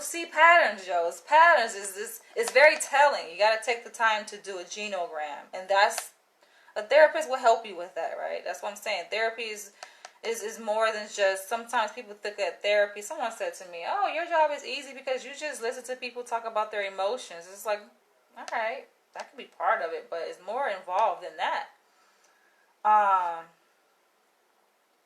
But I'm giving you, just raising your awareness on certain things that could be helpful. Whether you choose to do this or not, this is just suggestions, right? I'm not your therapist. I can't be your therapist. But you could go and seek out therapy from someone who is well versed and know what the hell they're doing, right? And they know about these things I'm talking about. They should. I know therapy looks different though in different parts of the world. But psychologists, we're kind of trained in the same types of things, right? It's just like a commonality in the way that we're trained, especially in America. So, or standardization, that's the word I was looking for, like standardized curriculum that we're taught, right? Though different psychologists specialize in different things. So, you're drawn to her based on that emotional detachment. That's what makes for a great bond between you and her. And it works. Subconsciously, you're playing on that though. And I mentioned that in the previous video. It's like, if you feel abandoned by a person, and the people oftentimes, this is not uncommon. A lot of us, feel abandoned, or fear abandonment, right? And we do certain things. We get into these enactments in our relationship. We'll like initiate, I don't want to say drama, but we kind of initiate certain things just for a reaction. But it gives us a sense of control in that situation. You mentioned that it's not for a power trip. It's not about trying to criminalize you or make you out to be a bad person. It's just looking at behavior, human behavior. That's what we're talking about. We're not talking about you or your girlfriend. We're talking about human behavior. This is why I'm drawn to this, because I study human behavior. And you seem to also be fascinated with studying human behavior too. So we're just having a discussion on behavior. Remove yourself from it, and then you'll be able to talk about this by removing yourself from this scenario.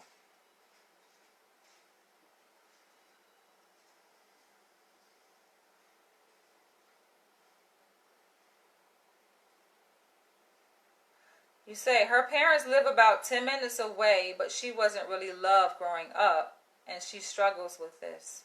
So when I read that, it just sounded like you were just talking about yourself, though. Like, that's just the instinct that I got. That you're talking, yeah, you're talking about her, right? But what's the point of you telling me about this? Like, why are you telling me about her? Why are you telling us about her? Why does it matter? It matters because you resonate with that. This is important information. You're not going to just put out misinformation unless you're trying to do it as a distraction or a deflection, or, you know, to hide your identity. So sometimes people put in like misinformation to throw a person off. I don't take it that you're doing that. I feel like you want to be seen. That's the reason why you've emailed me numerous times, because you want to be seen. You want to be understood. Nothing wrong with that. But you're talking about yourself vicariously through talking about her.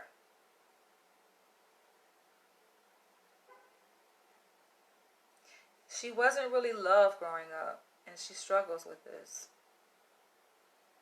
And you struggle with it too. You both struggle with it. So it makes y'all a match made in heaven, because y'all can relate. But it's a matter of going beyond that initial connection, right? Because you talked about when you first met her. Going beyond that and really delving deep with her.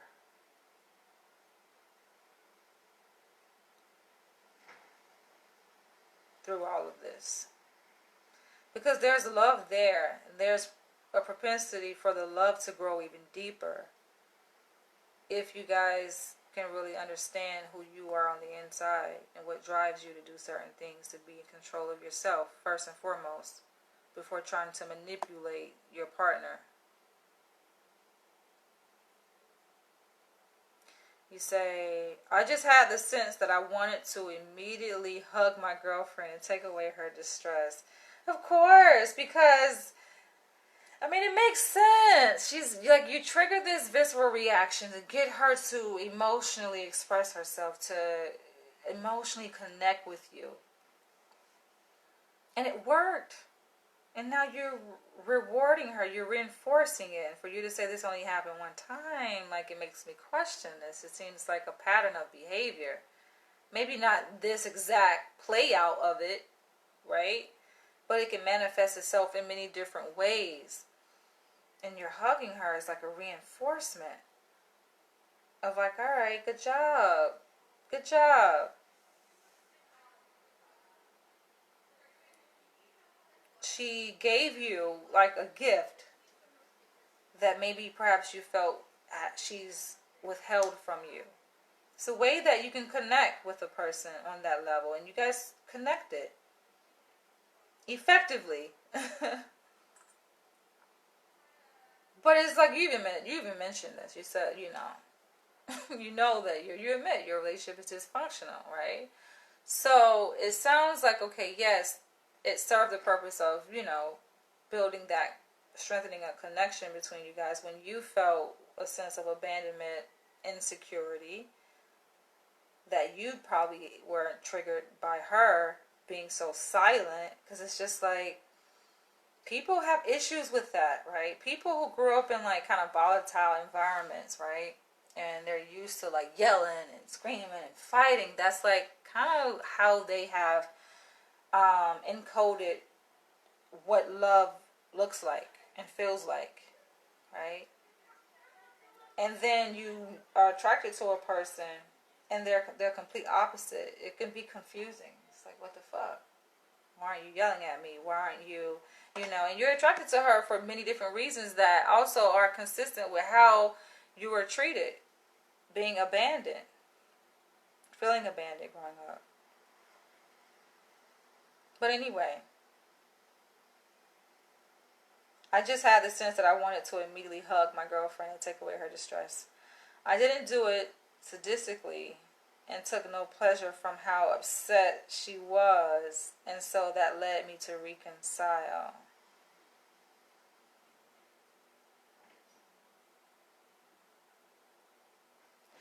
But you still didn't answer the question as to what led you to effectively end. You told her to leave.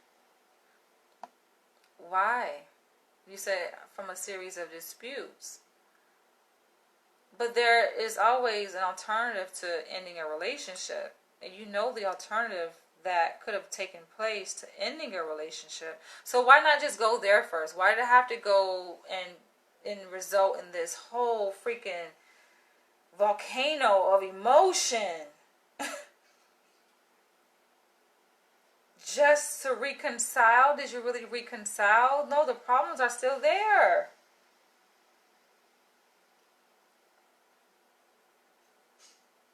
You said, but you are right. My idea of reconciling isn't going to be hers. That was reconciliation for you, though. You felt reconciled. You felt reassured, though, in that moment that she cares about you because you were uncertain about that. You freaking concocted this whole interaction. I'm just saying, people need to be aware of what they're doing, what drives your behavior. Why did this even happen in the first place? 2 years ago, what? Why did this interaction happen? It's from your own insecurity, and you felt reassured when she's like, baby, no. Don't leave. I don't want to leave you. I care about you. I love you. Do you not feel loved by her? Prior to that situation being co-created, because it's not just you who created that, it was her too, right? It takes two. Before that, did you not feel loved by her?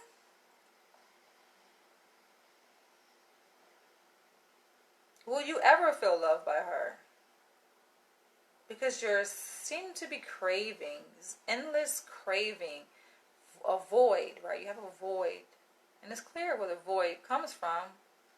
I don't need to keep repeating it. And so she's now responsible for filling that void, and she can't fill it, so you're going to mend. This might be too much for the people to handle, right? But this is just a conceptualization. There are many different ways to look at a thing, right? This is my perspective. No right or wrong, it's a perspective. So you do recognize you have a void from childhood. Do we agree on that?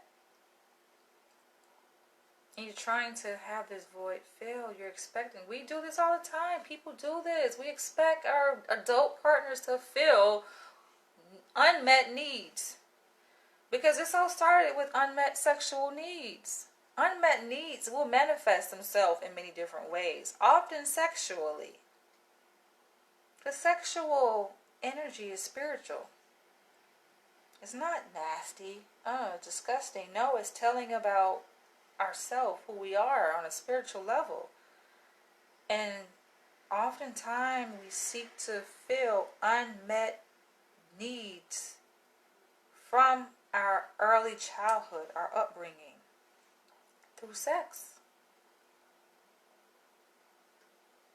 Women do it too. So you see a lot of women around here with a whole bunch of kids and, struggling with the male energy, right? Seeking out the male energy through sex that they lacked as a child. But you never, I keep saying this, I say this over and over again, it's like one of my favorite phrases I say. You will never be able to receive the love that you did not receive as a child, as an adult. Unfortunately, right, you will not be able to receive that love. No person can replace the love that you were supposed to receive as a child, as an adult. Unfortunately. You're craving that, though. Your inner child is craving that love from your female partner and now from men. It's a void. It's not going to be filled. Why? Because it was supposed to happen. in childhood. There are certain developmental milestones that must be achieved. I'm not talking about walking and crawling developmental milestones, right? There are certain needs that a child has at each developmental stage that must be met, that are expected to be met. And oftentimes you're not met. You're not an anomaly. You're not an anomaly, right? Your situation is not, I mean, it's unique, but it's not unique because there's so many other people. Like, we share in the same experience, you know? And so it helps to know this about yourself. So in going forward, you don't make other people pay for the absence of love, right? That you didn't get in your childhood. Because it manifests itself. It's alchemized energy. It's neither lost nor destroyed. It's alchemized, right? And it manifests itself in your adult relationships. It's very telling. You can tell a lot about a person's childhood just by looking at how they relate to other people as adults. How they relate to them, how they communicate with them, how they respond to them, how they cope with their own life stresses and interpersonal conflict. You can tell so much about a person. All right. You said, I need to be a good partner and win her trust back and make a real effort for her. She has helped me emotionally during the relationship. I thought that was so sweet. That warmed my heart, yo. When I read that, I was like, oh, no, that's only if it's genuine. I feel like this guy is genuine, though. It's just, I have a sense that he's genuine because he's being transparent with things that he don't even have to share. But he's kind enough to share, to be transparent. Transparency is a gift. And so when I read that statement, he says, I need to be a good partner and win her trust back and make a real effort for her. And really for yourself too, though. Because you'll see that it's really for yourself. You talked about having anxiety. The anxiety, yeah, obviously stems from early childhood experiences that have shaped your personality. But a lot of it is what is still being perpetuated, right? And that hasn't been reconciled within yourself. And so you feel anxious a lot. Anxiety is a sign of not having a sense of equilibrium. Things are off within you, not settled within you. People have trouble sleeping at night because things just are not resolved. And it's going to keep bothering you until you resolve it. So that's why I say, you say here, I need to be a good partner and win her trust back and make a real effort for her. I like to add, and you and yourself. You're doing it for yourself. I find it funny when I have clients that be like in therapy and they act like showing up is doing me a favor. I'm like, yo, I get paid regardless. I mean, I don't say that to them, but this is my thinking. Like, come on. But so many clients think that. It's just, is that kind of a form of narcissism? Oh, I'm so great. My showing up is such a benefit to you. I mean, yeah, in a way, because we're all interconnected, right? So it's helping me get experience with, working with people. Sharpen my skills. But do you not know how many clients are on a waiting list for therapy? Like I had this conversation with the same guy, the musician I was talking about earlier, right?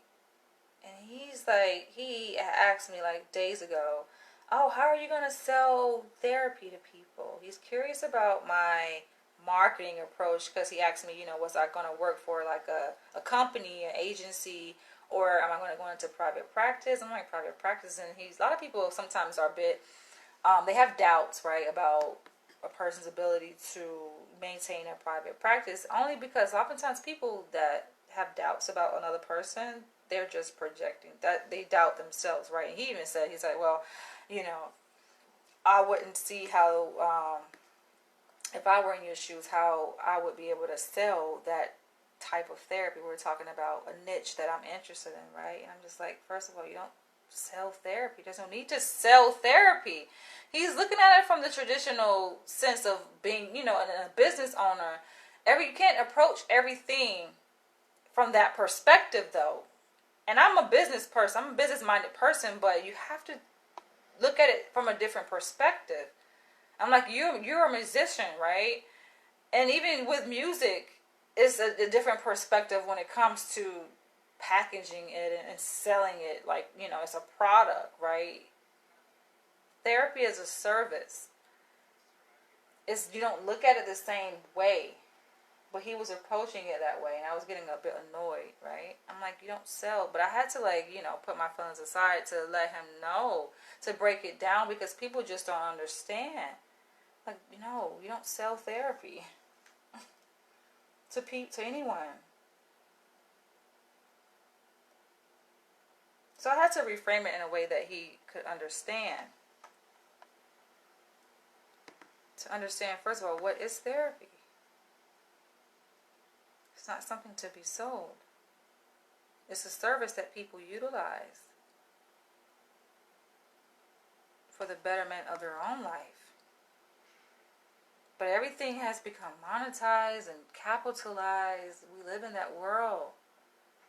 Everything is a commodity to be sold on the fucking stock market. That's how people look at things. And that's not their approach. But anyway. Yeah, I like that. That statement is just so good. It's just so refreshing. She has helped me emotionally during the relationship. I'm sure she has, and vice versa. I know you've helped her too. But maybe you feel you owe it to her. That's your own conscience. Listen to your conscience. He says, I don't have any children, because I was wondering, like, okay, y'all been together for 10 years and no kids. What's going on here? But he says, I don't have any children. She has been keen for the past 5 years, and I have delayed. So she has been keen or interested, I guess, desiring children, he says, for the past 5 years. Yet he's been delayed. Probably scared of the commitment. I bet so. It makes sense, right? Your subconscious knows better. It's like, you need to heal yourself first before you go reproduce yourself. Because the same guy, the musician guy, I asked him, do he want kids? And he's like, no. Resounding no. Very quickly he responded. I'm just like, okay, you don't want to, or you fear, that shall I say, you fear reproducing yourself. And I put a form of self-eugenics. And he was like, oh, no, I'll do it tonight. But you think about it, like, come on, it is. It's like we are made to reproduce, right? You want to aid in stopping reproduction? When you have the ability to do, you have the tools to reproduce yourself with another person. But to choose not to? Everyone has their own ability to choose. So please don't misinterpret my words. I have to say this. It's sad that you have to give, like, disclaimers, but I can see you guys' comments before you leave them. But it just goes to show, like, people subconsciously know better. You don't want to reproduce the shit that he had to go through as a child. Hell no.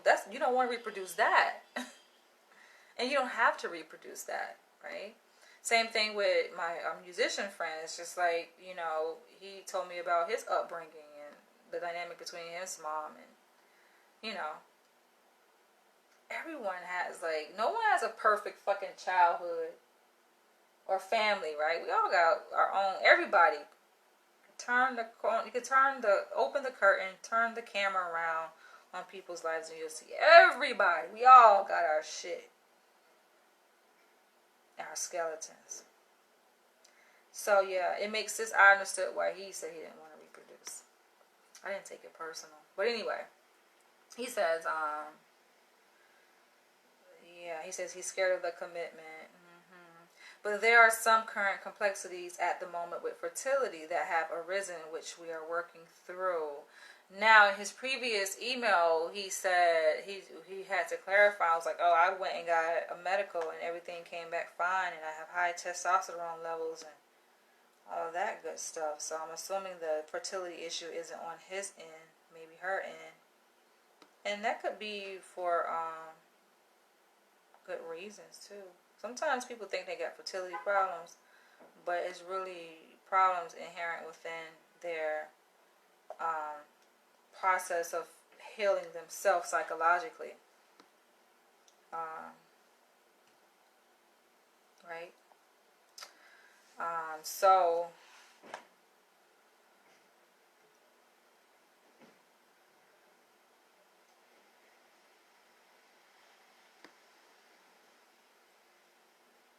you guys are working through the fertility issues. People like to work through like medical problems. They'll go to a medical doctor, but they will not go see a psychologist until shit hit the fan. Like, it's like at the last minute, after all this shit has piled up, right? All this dysfunction is piled up. Then, all right, they'll go. Or if they're mandated to go by the court, they'll go. But it's just a matter of reframing what therapy is.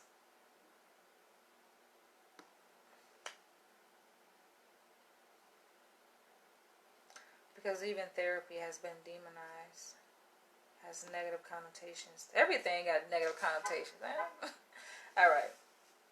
He says, she has previously used a strap-on to penetrate me. Now he says, I asked, has he been penetrated by a man? He said, no, he hasn't had any sexual relations with a man. But I was a bit surprised to hear this part, to say that, yeah, he has already tried, being penetrated by her. He says she wasn't particularly bothered. She wasn't bothered, but she wasn't interested either. He says her lack of interest transmitted to me, and so it didn't become a regular thing. And it made me feel a tiny bit self-conscious. Because she wasn't fucking you right. She wasn't fucking you right how you wanted, right? To fill that void, fill that craving for male energy, the masculine energy that your father didn't give you. Because I feel like that's just what you are seeking. And I wonder if your mother and father are still alive, so that you could do some reconciliation with them. That's who you need to reconcile with. You're trying to recreate these fucking enactments with your female partner when they really need to, that energy needs to be redirected to create some enactments with your parents. That's where it all begins, right? It begins with parents, mom and dad. That's where everything begins, right? And then everything else, every other relationship you have in life is going to fall in place after that. But reconcile with your parents. If they're alive. If they're not alive, then you have other family members that you can talk to. Just get a contextual understanding of what was happening at that time.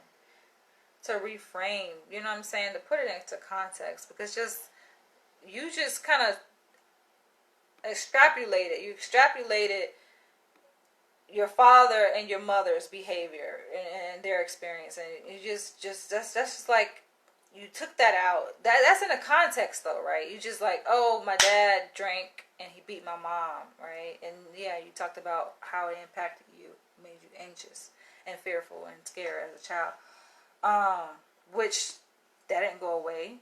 That set the template for who you are. And you're still that a fearful, anxious, scared child as an adult 39-year-old white man. But yeah, it's good to, go back, just to have a heartfelt conversation with family. And you're able to restore that broken bond. It feels so good, I'm preaching to the choir because, you know, I did go back to visit my family, right? Recently, I spent 10 days with them. But prior to that, I didn't see them for like 6 years, you know? So it's good to just reconnect. It makes a huge difference. Reconnect on a more mature level. And open, and like going in with openness. The same degree of openness you have to anticipating my response in a video. You're open, you're receptive. Like, have that same degree of openness and reception to your family or anyone you felt has wronged you or mistreated you, right?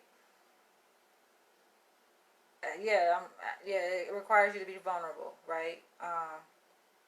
But you have the courage, though. So having courage, I mean, I think that overpowers vulnerability or any fears you may have because you have courage. You know, you have mastered fear. You talked about being afraid, right? As a child, witnessing your mom beat your dad, beat your mom. That's another Freudian slip. Did your mom fight back? But yeah, you talked about that fear, right? You know, you've mastered fear. You know fear, right? You know it because you've sat with it, you lived it, you breathed it. You said it was scary for you growing up, yeah. So you know fear. You can look fear dead in the face. Yeah.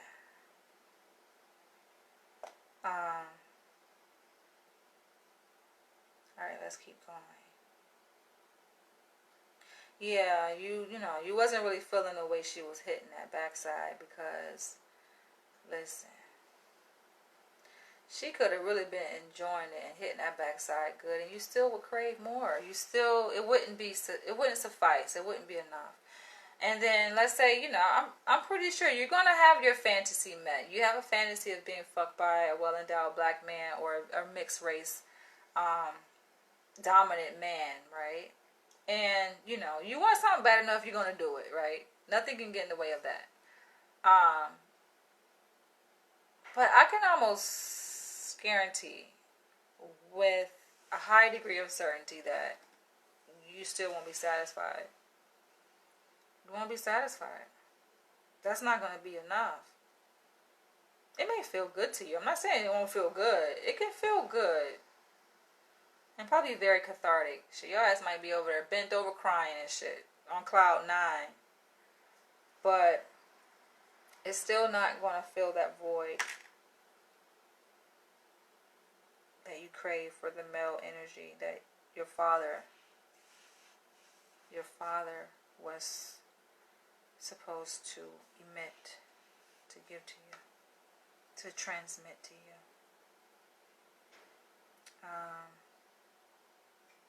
Alright. You said it made you feel a bit subconscious because she wasn't fucking you, right?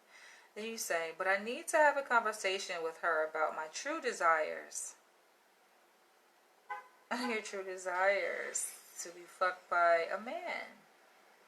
You say that is the next step. And what's motivating those true desires? Alright, anyway, again, I have gone deep into this. LOL. Thank you for your interactions. It's been so nice and refreshing. I'm a fan.